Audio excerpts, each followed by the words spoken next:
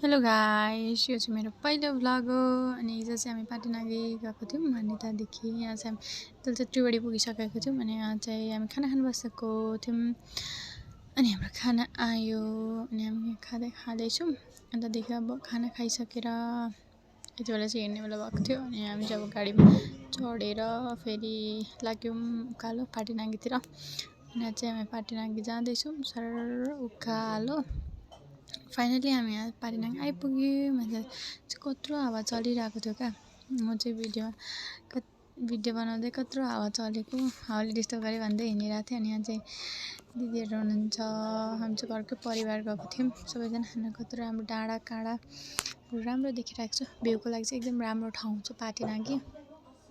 हामी चाहिँ उकालो चढ्यौँ, उकालो जाँदैछौँ। अनि त्यहाँदेखि माथि गएर गुराँसमारमा फोटो खिच्यौँ, भिडियो बनायौँ अलिअलि। अनि त्यहाँदेखि तल झऱ्यौँ, फेरि तल झरेर फेरि चटपटी बनायौँ। चटपटी बनाएर खान थाल्यौँ। अनि खाइसकेपछि हामी फेरि नाच्नु थाल्यौँ। नाच्दै हुन्छ यहाँ सबैजना। म पनि नाच्दैछु। म चाहिँ पहिलोचोटि हो क्या यसरी नाचेको, अरू बेला चाहिँ म नाच्दिनँ थिएँ।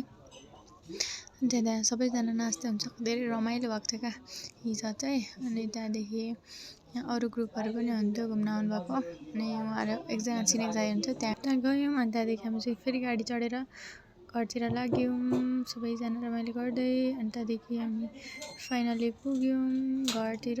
सबैजना आफ्नो आफ्नो घर जानुभयो। अनि आजलाई यति नै, सबैलाई बाई बाई।